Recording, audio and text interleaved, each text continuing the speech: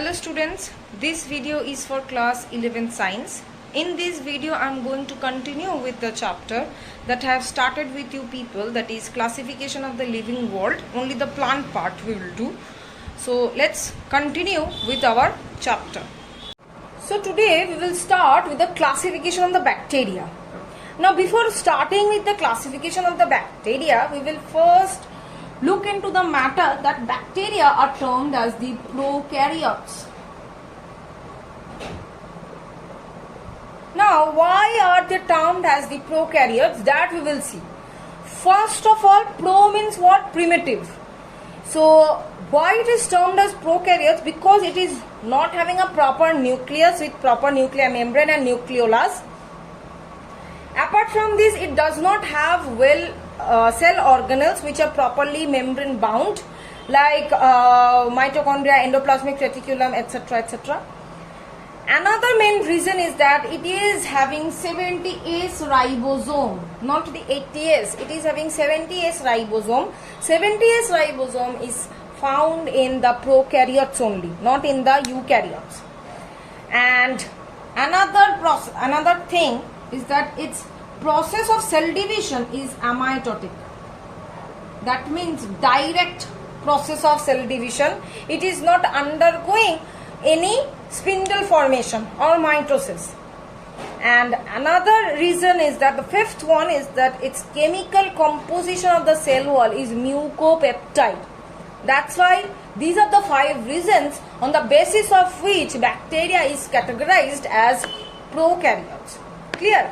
Now we will move on to the classification of the bacteria.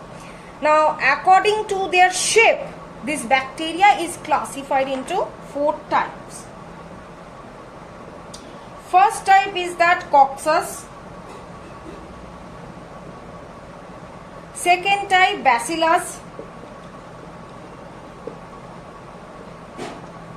Third type Spirillum.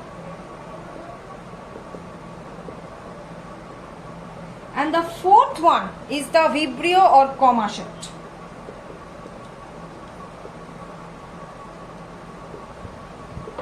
So these are the 4 main types of bacteria according to their shape. Now we will come for the first type, that is the Coccus. Coccus means it's a brinjal-like structure. That means kind of like this. Okay, now these Coccus are of different types. What are they? Micrococcus, Diplococcus, Tetracoccus. So there are many things. So we will at first see the different types of Coccus. So first one is Micrococcus. Micro means small. Okay, here Micrococcus or Monococcus. Monococcus means one. So when only one bacteria lies separately or individually, that is categorized as the Micrococcus or Monococcus. Okay. Now the second one, Diplococcus. Now Diplococcus means when 2 coccus bacteria lies together. Diplo, the word diplo means 2. When 2 coccus bacteria lies together, they form this Diplococcus. Diplococcus pneumoniae, that is the causative agent of pneumonia. Next, third one is the Tetracoccus. Tetra means 4. That means 4 bacteria here present in groups to form this Tetracoccus. Next is that Streptococcus.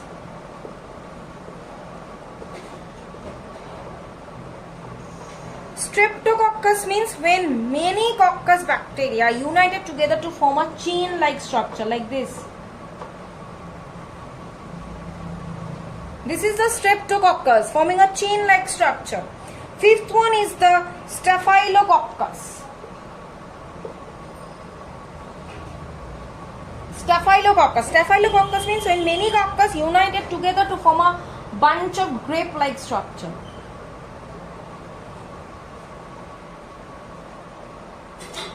Sorry, like this.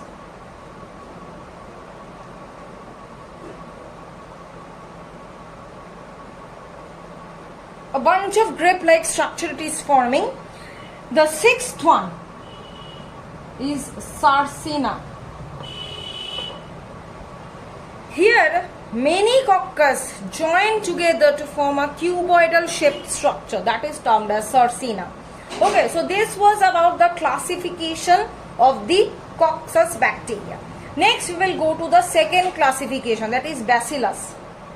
Bacillus means this resembles rod-shaped structure. That is this type of bacteria having the shape of rod-like structure. They may have one or many flagella. Flagella is the locomotory organ. Now this Bacillus bacteria can be divided into three types. First type is the Diplobacillus. Now what diplo means two. That means here two rod-shaped or two Bacillus bacteria are present to form this Diplobacillus. Second one, Palisade Bacillus. Here this bacillus or this bacteria occurs or forms a stalk-like structure. A group of bacteria forms stalk-like structure. Another one is that last one, that is Streptobacillus. Here the bacillus bacteria arranged linearly to form a chain-like structure. So these are the three types of bacillus. Next we will go for the third type, that is Spirillum. Now Spirillum means the shape is spiral or it is having spiral shaped. So they looks like spiral or corkscrew like. They may have one or many flagella at their body. The fourth one is the Vibrio or comma shaped. That means this bacteria looks like comma shaped. That's why they are termed as, also called as comma bacillus. Vibrio cholerae is the example. So these are the four classifications on the basis of their shape. Now we will go for the next classification on the basis of the presence and absence of flagella. Okay. Now the first one on the basis of presence and absence of flagella, the first one is that Monotrichus. Second one, Lophotrichus.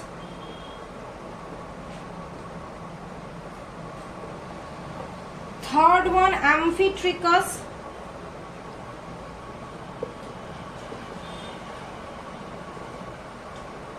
Fourth one, Peritrichus.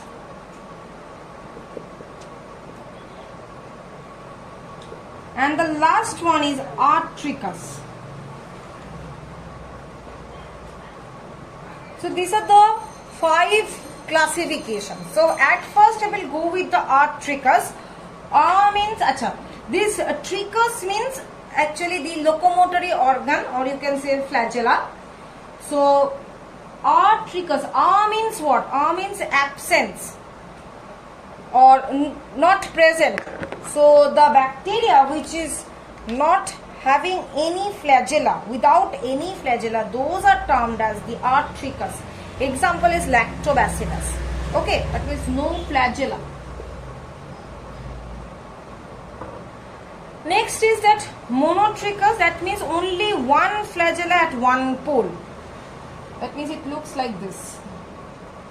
This is Monotrichus. This is the Monotrichus. Clear? One flagella at one pole. Next is Lophotrichus. That means a tuft of flagella at one pole. That means this one.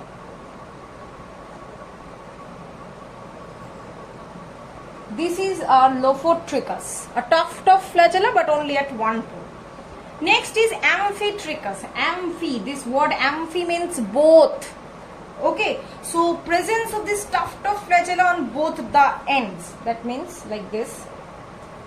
I am doing on my left hand side so that you can understand properly. So this is our Amphitrichus. Next is that Peritrichus. Peritrichus means presence of many flagella surrounding the body, generally on the 4 surfaces.